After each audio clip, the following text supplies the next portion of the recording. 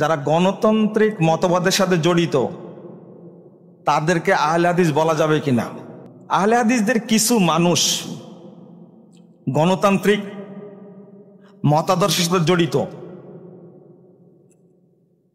এখানে আর একজন প্রশ্ন করেছিল, আমরা তাদের কাছ থেকে সহযোগিতা নিতে পারবো কিনা। আহলে হাদিসদের যেমন একজন আহলে হাদিস আলেম প্রফেসর ডক্টর আসাদুল্লাহ গালিব হাফিজাহুল্লাহ, তার প্রোগ্রামে প্রধান অতিথি হিসাবে যে ব্যাকসেমকো গ্রুপের সালমান এফ রহমান তিনি উপস্থিত হতেন, আসতেন, প্রোগ্রামে ইজতেমায় যেতেন। অথচ এই আওয়ামী সরকারের প্রধানমন্ত্রীর একমাত্র একজন ডান হাত, তাই না? এরপরে আরো ব্যক্তি আছেন আওয়ামী লীগেরই, যেমন সাতক্ষীরার সাবেক স্বাস্থ্যমন্ত্রী গালেব স্যারের খুব কাছের মানুষ। তাহলে কি বলবো যে গালেব স্যার মানে আহলে হাদিসদেরকে আওয়ামী লীগ বানায় দিছে?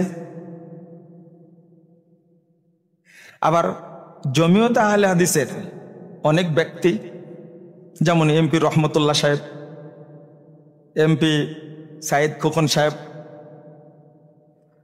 তারা সক্রিয়ভাবে জমিয়তে আহলে হাদিসকে সহযোগিতা করেন। যেমন আমাদের ইউনিভার্সিটি অনুমোদনই নিয়েছেন কাজী আকরাম উদ্দিন সাহেব। তাহলে আপনি কি বলবেন যে জমিয়তে আহলে হাদিস মানে আওয়ামী লীগ? এইগুলো কি মানে আমাদের প্রশ্ন? এটা কিন্তু বুঝে না। এখানে আমি আপনাকে একটা প্রশ্ন করি, মুহাম্মদুর রাসূলুল্লাহ সাল্লাল্লাহু আলাইহি ওয়াসাল্লাম যখন হিজরত করেন, তখন মদিনায় যখন যান, কার সহযোগিতায় গিয়েছিলেন? উত্তর দেন তো দেখি। সহিহ বুখারীর লম্বা হাদিস, উত্তর দেন। কারো জানা নাই? না না না না, কার কে রাস্তা দেখে দিয়েছিলেন?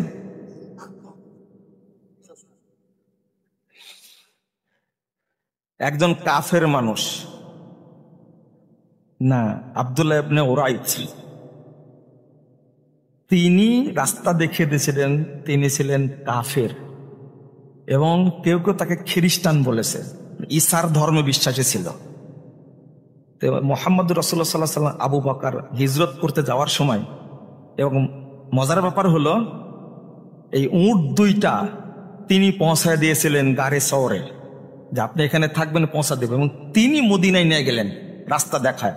সবচেয়ে বিশ্বস্ত মানুষ ছিল, কাফের। রাসূল সাল্লাল্লাহু আলাইহি ওয়াসাল্লাম তার সহযোগিতা নিলেন কেন?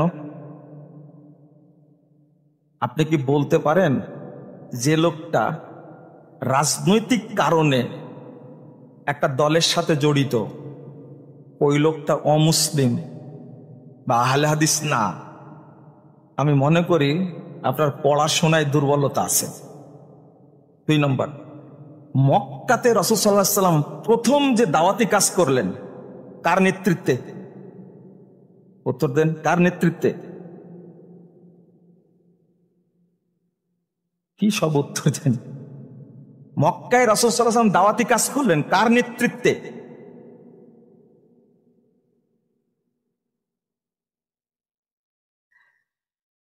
আবু তালেব। কে আবু তালেব? কে? চাচা না?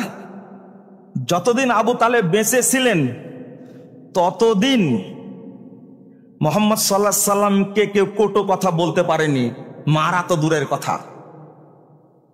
তো মুহাম্মদ সাল্লাল্লাহু আলাইহি সাল্লাম নবী, শ্রেষ্ঠ নবী, সাইয়্যিদুল মুরসালিন, তিনি কাফেরদের সর্দারের তত্ত্বাবধানে থেকে দাওয়াতি কাজ করছে। এটা জায়েজ না না জায়েজ?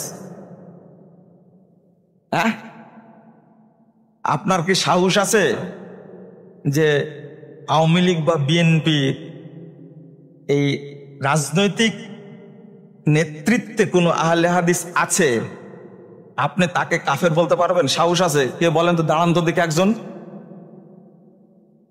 বলেন। আমি না, আপনি না, কোন আলেম বলেছে কিনা যে ও কাফের?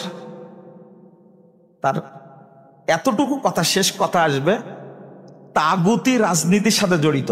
কিসের সাথে? তাগুতি রাজনীতির সংশ্লিষ্টতা আছে, কিন্তু বলতে পারবে না সে কাফের। আর আবু তালেব যে কাফের, এতে কোনো সন্দেহ আছে? হ্যাঁ, আব্দুল্লাহ ইবনে উরাইয়া ও যে কাফের, এতে কোনো সন্দেহ আছে? সন্দেহ নাই। আমরা বুঝতে ভুল করেছি, আমরা মারি দিলাম। আমার কথাও নিবেন না, বড় বড় বিজ্ঞ বিজ্ঞ আলেমদের থেকে জেনে ফতোয়া দিবেন। উনি প্রশ্ন করেছেন যে ঐক্য হবে কিসের ভিত্তিতে? এটা কিন্তু গোটা বাংলাদেশে পরিচিত কথা। আমি আপনাদের একটা শক্ত কথা বলি, আমরা বলছি ঐক্য হবে আদর্শের ভিত্তিতে। আদর্শ কি? আদর্শ কি?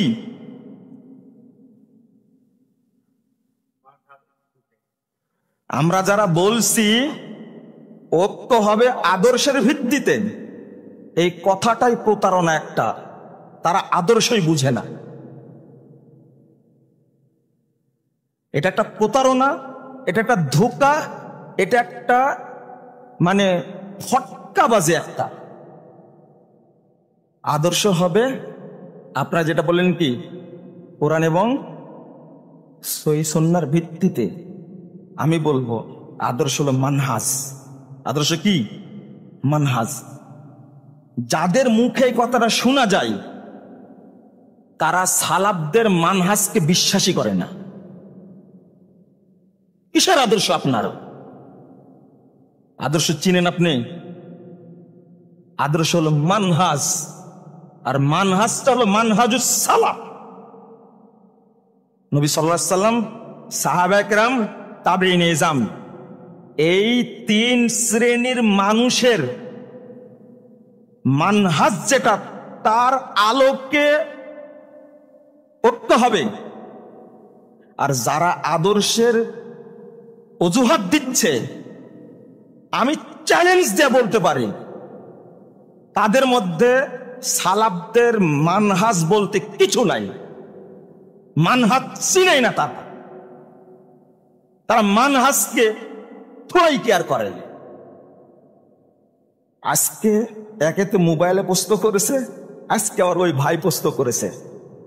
এই জন্য কথাটা শক্ত করে বললাম, যারা আদর্শের কথা বলছে, আমি স্পষ্ট বলছি, নিশ্চিত হয়ে বলছি, আদর্শের মূলে ঐক্য হবে।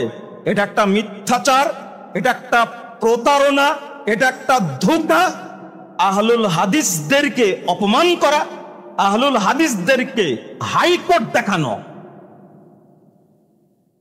যে এই কথাটা বলছে, যারা এই কথাটা বলছে, তাদের আকীদা সঠিক না, তাদের মানহাজ সঠিক না। তারা আজও শিয়াদের বিরুদ্ধে বক্তব্য দিতে পারে না, তারা আজও ইরানের শিয়াদের বিরুদ্ধে কথা বলতে পারে না, আজও তারা সৌদি আরবের বিরুদ্ধে কথা বলে, আজও তারা ইখওয়ানিদের বিরুদ্ধে কথা বলতে পারে না, আজও তারা বলে স্পষ্ট সৌদি আরবের আলেমদের বিরুদ্ধে কথা বলে, সৌদি শাসকদের বিরুদ্ধে কথা বলে, সৌদিদের সবসময় বদনাম করে থাকে। এরা কখনো সালাফি হতে পারে না, এরা কখনো আহলুল হাদিস হতে পারে না।